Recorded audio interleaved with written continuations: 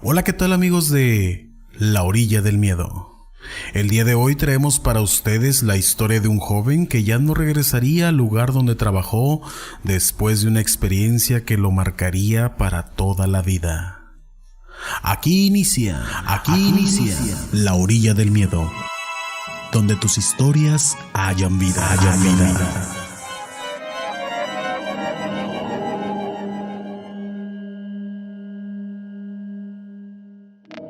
Cuando sucedió esto que les voy a contar, yo tenía entre 14 y 15 años. Soy originario de Mulegé, Pueblo. En ese entonces yo trabajaba en la sierra, en un rancho llamado Zacatecas. Estaba más o menos como a 12 horas de camino desde el pueblo de Mulegé. El camino es del pueblo a la sierra. Luego debes subir hasta una meseta y de ahí al rancho. Se le llama temporada de aguas al periodo que llueve en estos lugares. El ranchero sube a capturar ganado, ordeñar y a amansar becerros. En esta temporada de agua yo subí con la familia Romero. Trabajábamos de septiembre a enero en el rancho ya mencionado, el Zacatecas. Y de enero a marzo me iba a trabajar con otros rancheros en el rancho El Mezquite, que es donde sucedió lo que les estoy contando. Estuve trabajando con Fernando Romero, propietario de este último rancho que les mencioné. Esa temporada subimos a la mantención del ganado, alimentarlo y todo eso. Por las mañanas, el ganado bajaba a tomar agua a las cañadas y ya que tomaba agua, los subía y los llevaba al rancho, al corral. Los alimentaba, los pastoreaba el resto de la tarde y les cortaba comida, biznaga, ramas verdes y cosas por el estilo. Siempre llevaba conmigo un 22, porque de vuelta me gustaba cazar 1 o 2 liebres para comer. Esta temporada fue muy difícil para mí, y ahora sabrán por qué. Ya nos faltaba como un mes para terminar la seca, los 6 meses de frío. Ese día hice la misma rutina y me llevé el ganado. Ensillé una mula y me fui montado en la bestia. Estaba realizando mis labores diarias cuando noté algo fuera de lo común. La mula en la que yo había llegado estaba muy inquieta. Iba y venía de un lado a otro. Sus orejas estaban moviéndose mucho. No sé si lo sepan, pero ese es el primer paso para notar nerviosismo en un ganado mular: sus orejas. Estaba a punto de rebuznar, que es la prueba máxima que estos animales alcanzan. No sabía qué tenía aquella mula, pero sí notaba todo esto. Al terminar mis labores, monté el animal para iniciar mi camino de regreso. Agarré mi rifle y lo quité de mi hombro. Lo guardé aparte en la funda, porque a como estaba la situación con el animal, aquel podía tirarme, y segurito que pasaba un accidente si tenía que ir batallando con la rienda y el rifle. La verdad, que ese animal estuviera en esa situación era muy extraño, porque siempre lo usé para montar. Era el más mansito de todo el rancho. Todo el camino que pasé montado iba igual. En el mismo pedazo se daba media vuelta y sus orejas giraban.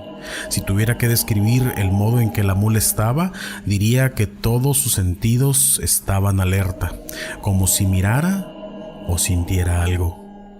En aquel camino hay unas cordilleras o mesas muy largas, con una vegetación muy espinosa. De repente sentí un aire helado que corrió por todo el pastizal, inclinando hacia abajo toda aquella maleza. Se podía ver cómo el viento avanzaba gracias a ese efecto. La mula, todo el camino hasta ahí, continuó del mismo modo, y antes de llegar a un mezquite que estaba tendido en el suelo, empecé a oler algo muy raro, algo inquietante, como un olor a tubería rota de hielera, como un gas. Empecé a sentir un escalofrío también. Para ese punto yo ya estaba inquieto e inseguro. Al pasar por el mezquite escuché cómo sus ramas empezaron a rechinar y escuché un estruendo muy fuerte, como si una de las ramas más grandes se hubiera roto. Miré hacia el mezquite, que fue de donde el sonido había salido. Pero las ramas estaban bien, no había ninguna que se hubiera roto. Yo seguí mi camino y mientras pasaba por una zona de pitayales, sentí como si algo fuera detrás mío. Empecé a escuchar unos pasos.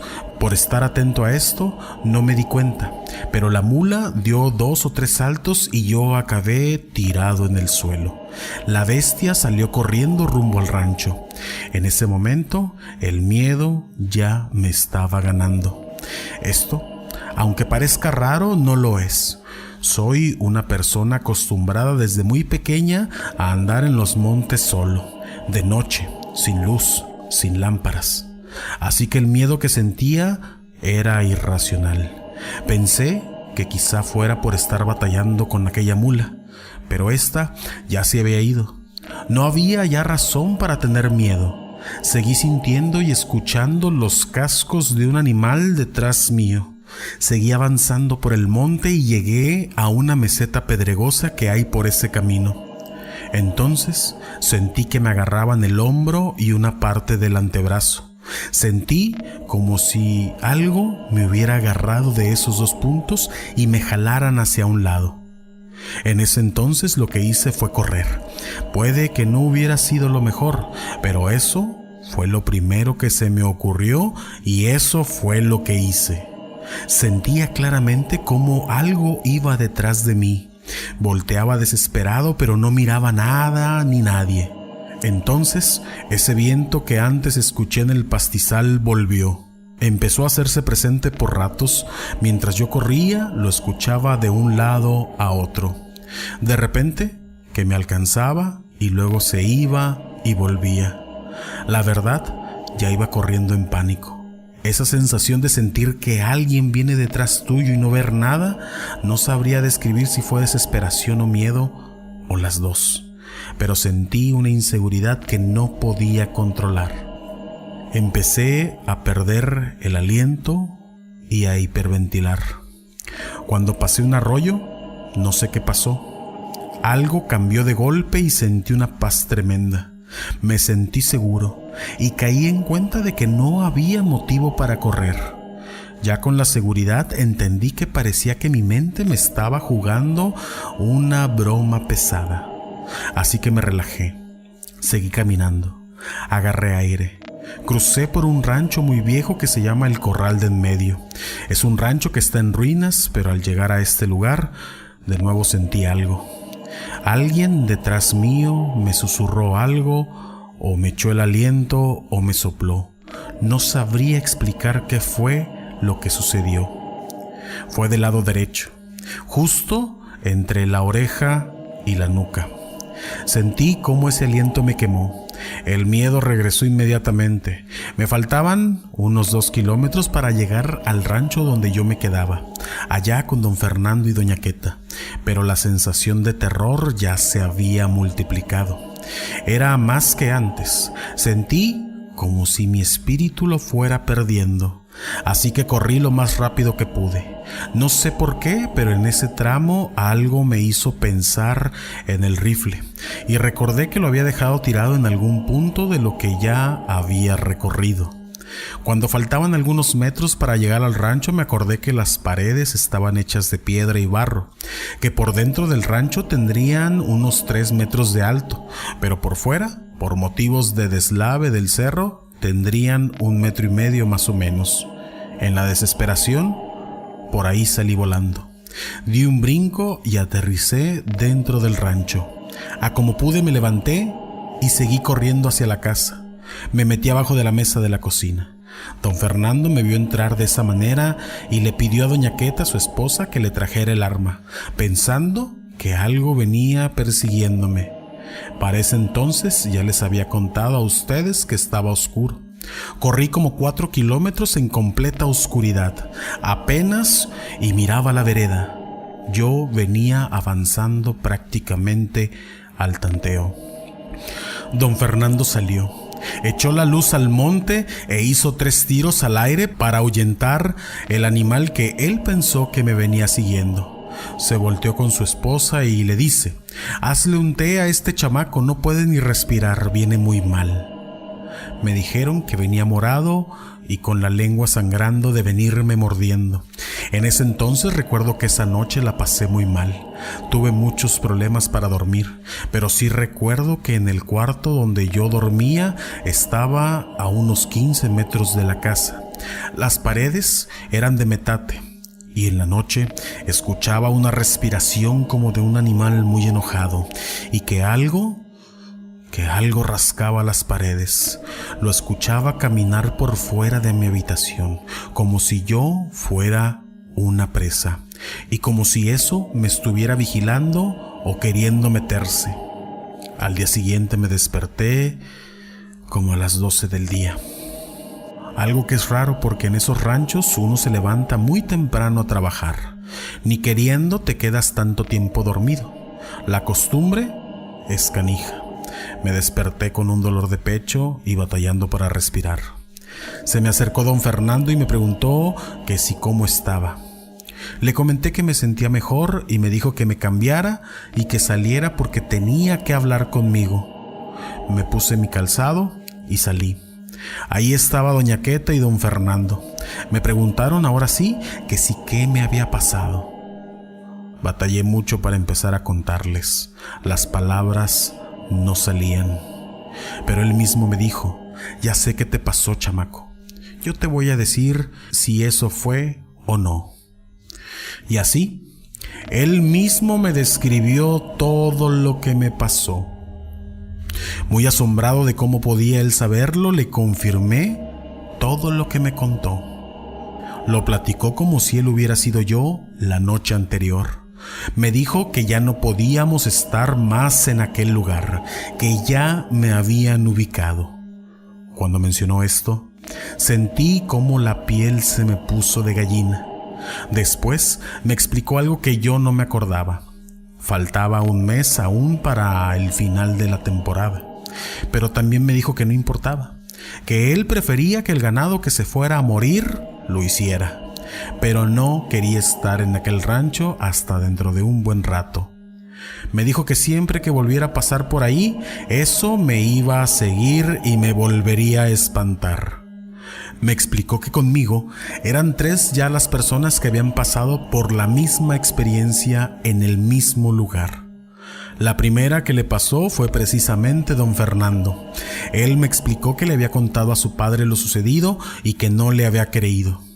No me dijo a detalle lo que pasó, pero dice que el rancho para él se volvió insoportable. Por eso, él sabía que debíamos irnos un tiempo. La segunda persona fue Fortunio, un muchacho que vivía por los ranchos de los alrededores. Por suerte, a este muchacho sí le creyeron, y por eso hicieron un camino nuevo. La tercera persona que le pasó esto fui yo. Ese camino que yo tomé era más corto, pero no sabía que la nueva vereda la habían hecho justamente después de que espantaron a Fortunio, porque después no importaba qué bestia llevara, lo tumbaban y lo asustaban. Ya nunca pudo pasar de vuelta por ahí, así que le hicieron un rodeo a aquel camino. Mientras me contaba todo esto, llegué a pensar incluso que me estaban jugando una broma entre todos. Pero vi que la cosa era en serio cuando vi todas las mulas ensilladas. Ya les comenté que para llegar a estos lugares se ocupan mulas con aparejos. No es sencillo subir. Y vi que ya tenían todo listo para bajarnos de aquel rancho. Hicimos el rodeo por la vereda nueva, sin que nadie se quejara al respecto. Y no podía dejar de pensar en lo impresionante que me resultaba que a 3 personas las hubieran espantado igual y en el mismo lugar. Además de saber lo valiente que debía de ser don Fernando para volver a su rancho después de una experiencia así. Como ya les he comentado, no era yo una persona asustadiza, pero después de este evento mi vida dio un giro. Mi seguridad se vio reducida muchísimo. No podía dormir. Si lo lograba, me despertaba llorando. La zona donde recibí el aliento de aquello que me siguió se me quedó enrojecida, como con sarpullido y comezón, durante mucho tiempo. No más no se me quitaba. Mi madre me llevó a hacerme limpias y que me leyeran las cartas. Ahí me dijeron que seguramente en esa zona había un entierro. Así le dicen por acá a algunas vasijas con oro o con monedas o con algo de valor. Antes se usaba que la gente enterrara sus pertenencias valiosas porque no había bancos, y era el modo en que la gente cuidaba sus objetos valiosos de los ladrones, y que seguramente el dueño de ese entierro aún estaba por aquellos lugares, resguardando lo que le pertenecía. Muchas personas hablaron conmigo. No puedo dejar de agradecerles las intenciones, pero sí puedo contarles a ustedes que no funcionó del todo. Podría decir que hoy tengo un 80% de mi seguridad nada más. Sin embargo, ese otro 20% hace que no pueda ni acercarme al monte solo de noche, siendo que toda mi familia y yo hemos sido ganaderos toda la vida. Esto para mí es un problema, pero siento como si mi espíritu estuviera resentido, como un músculo que pasa por un traumatismo grave, una pierna, una ruptura de brazo, que sí, vuelven a moverse, pero no son iguales nunca más. Don Fernando y su esposa Queta siguen subiendo hoy en día. Ya son mayores. Seguramente por todo el ganado que tienen, ya sus hijos los reemplazarán en la labor de su rancho. Pero yo ya nunca he vuelto, ni planeo volver por esos lugares. Gracias por escuchar un relato más de La Orilla del Miedo, un espacio donde tus historias cobran vida y renacen en cada emisión. Si tienes alguna historia que contarnos, mándanos un correo a laorilladelmiedo@gmail.com. También puedes buscarnos en nuestras redes sociales, en Instagram y Facebook como La Orilla del Miedo. En Twitter, encuéntranos como @Orilla del Miedo. Hasta la próxima.